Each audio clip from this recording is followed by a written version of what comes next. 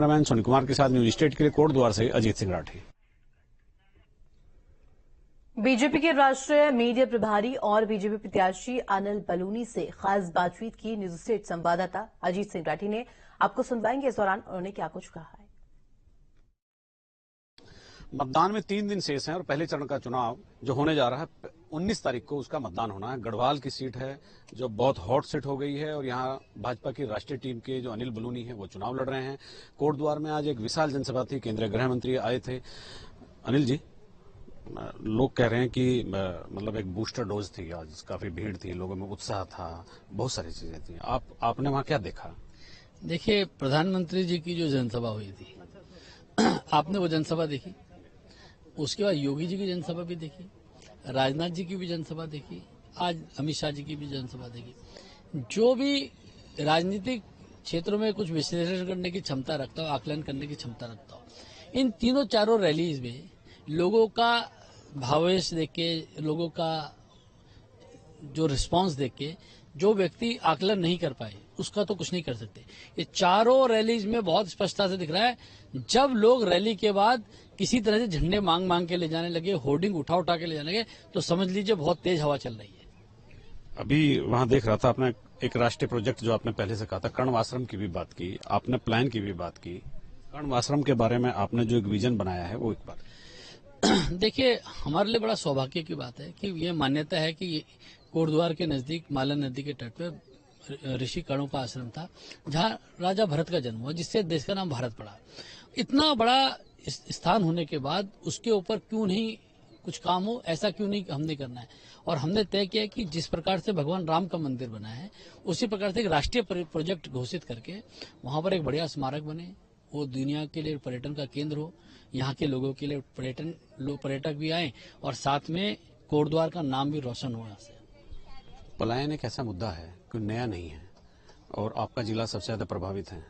जिस मुद्दे से सब परहेज कर रहे हैं, आप ऐलानिया अंदाज में उसी मुद्दे को एकदम अडॉप्ट करने की बात कर रहे हैं। क्या मैकेनिज्म है? मैं आपको ये खुलेआम बोल रहा हूँ कि आने वाले 1-1.5 साल के अंदर आपके ही सहयोग से इसको करेंगे, आपके साथ मिलकर करेंगे और इसको पलायन को रोक के, राजनीतिक पलायन को रोक के, सब कुछ को करके इस गढ़वाल को एक सबसे बेहतरीन एरिया बनाएंगे।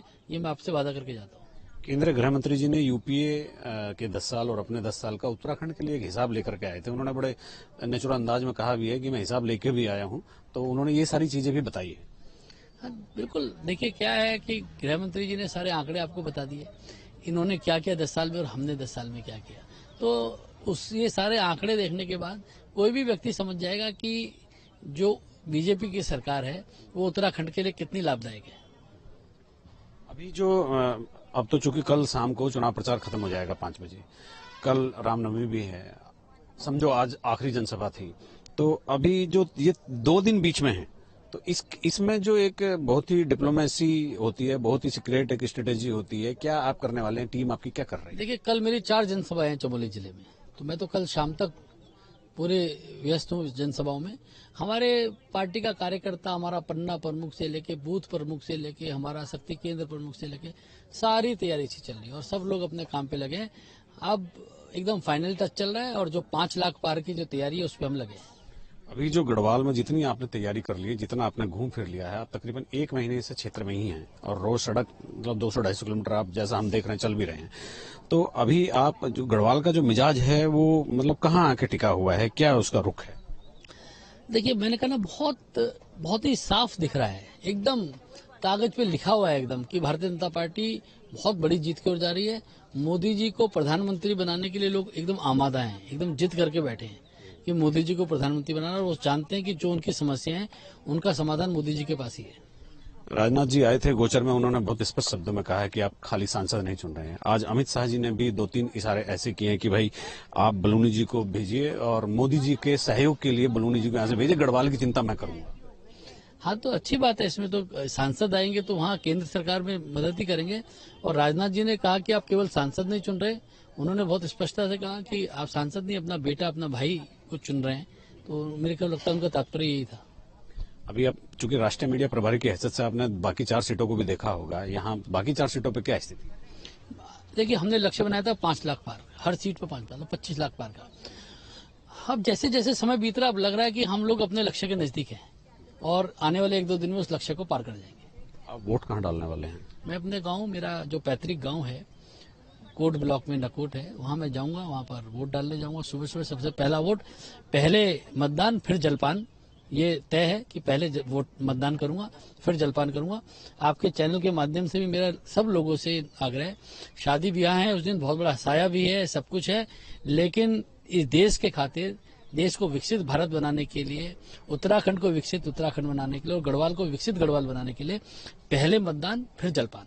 एक राष्ट्रीय पदाधिकारी के तौर पे आप मतदाताओं को क्या एक मैसेज देना चाहते हैं मतदान के दिन? उनको क्या करना चाहिए? नहीं, मैंने कहा ना कि भाई इस देश को आगे बढ़ाने के लिए, देश का डंका दुनिया में बजाने के लिए, देश की प्रतिष्ठा बढ़ाने के लिए, गरीब का कल्याण करने के लिए जितनी हमारी योजनाएं, उन सब के लिए आप वोट दीजिए। उत्तराखंड में एक वोट, गढ़वाल में अनिल बलूनी के नाम पे कमल के बटन पे एक बटन दबाएंगे, मोदी जी वहां से विकास के 20 बटन दबाएंगे। चलिए, बहुत धन्यवाद आपका। तो हमारे साथ थे अनिल बलूनी जी। तो उन्होंने कल की योजना भी बताई है और उन्होंने ये भी बताया है कि किस तरह से उन्होंने पूरी लोकसभा सीट को मत दिया है और अब यहाँ पर किस तरह की एक सिचुएशन क्रिएट हो गई है। वो कह रहे हैं कि जीत यहाँ इशू नहीं है, यहाँ इशू मार्जिन है। अपने सहयोगी कैमरामैन सोनी कुमार के साथ न्यूज स्टेट के लिए कोटद्वार से अजीत सिंह राठी। तो अनिल बलूनी क्या कुछ कह रहे थे आपने सुना। इसी